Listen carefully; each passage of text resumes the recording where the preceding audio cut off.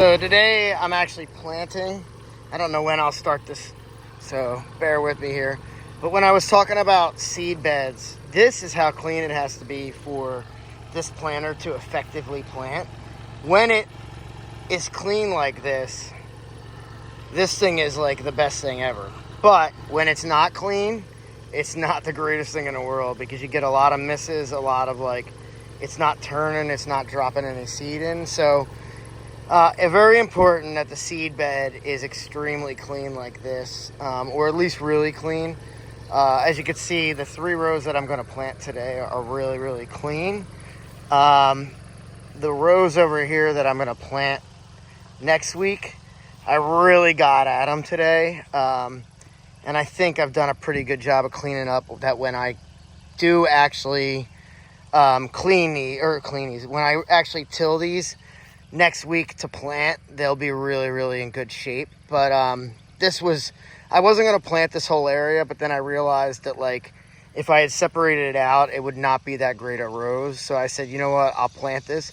Most likely after the first couple rows, I'll actually hand plant it, which I haven't done in a while with sunflowers, but I'll hand plant this with one of the Easy Way seeders, just because I'm running up against fence line and it's a pain in the butt. You got to raise the bucket. You still can't get that close because you're basically the full length of the tractor away from the fence line. And in this case, I want this whole area to be sunflowers, because it'll pair up well with the wildflowers that I planted up there. And so that's what I'm doing right now. Actually going to plant glads.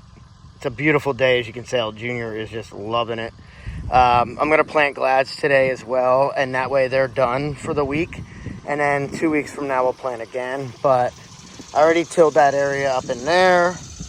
And then I've got to finish kind of public proofing the farm. I started putting a line of stakes and staking out. I'm just going to cut people off from this area just because nothing has really even popped here.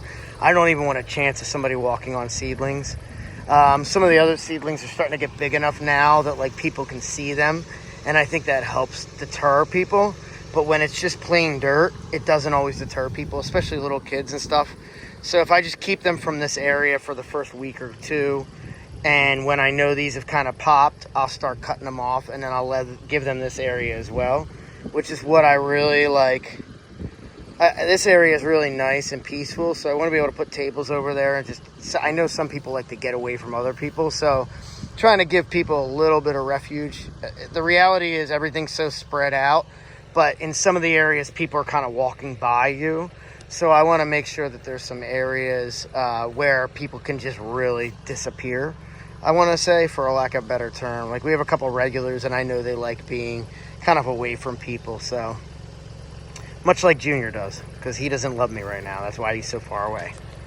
So today's a big get ready for the public day.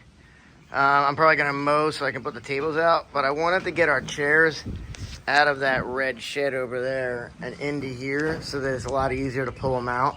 I don't want to have to go in and out of that thing all the time. It's not in the best shape in the world. Plus, this stays dry in here. It's why, as you can see, there's a decent distance between the door and this. And I may actually put tarps in the front of this so that you can't get it, see in here. Haven't decided on that yet. But when you see somebody keeping spare wood and scrap wood, here's a great reason to keep it. And as you can see, I only used 2 or 3 bolts in the back, or screws in the back. But these chairs aren't real heavy, and they're holding them fine.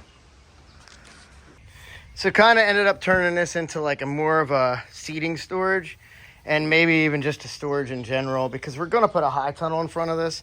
So the chance that I'm not going to want to have to get into here with the tractor anyway. Probably just going to have to build something to put all the equipment in. I really don't like having equipment out. But the disc in the bush hog, that bush hog is literally on its last legs, and the disc is right there too.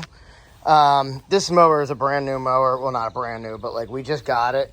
It's in really, really good shape. I don't know what age it truly is, but it's a really, really, really good shape. So I got this as a backup to the zero turn, or just in general, if I don't feel like busting out the zero turn, it's real wet or something, I can still use that.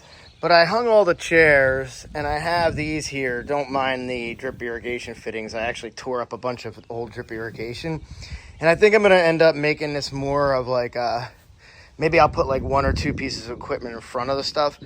And I think I'm going to turn this into it. And what we'll do is we'll just put like tarps on the front of this, or even maybe make doors for it. But I think it's a good storage spot. I can just put some more tarp down on the floor, or even just get some stone or something. But I think long term, this might be where we store everything, because that shed is definitely on its last legs. So maybe we'll store things here, and at some point that shed will come down. And we're gonna put a high tunnel back over there too. So maybe we'll put like a lean-to behind it. Just trying to hide the ugly structures, because the farm in general is a real pretty farm. So that's kind of the goal.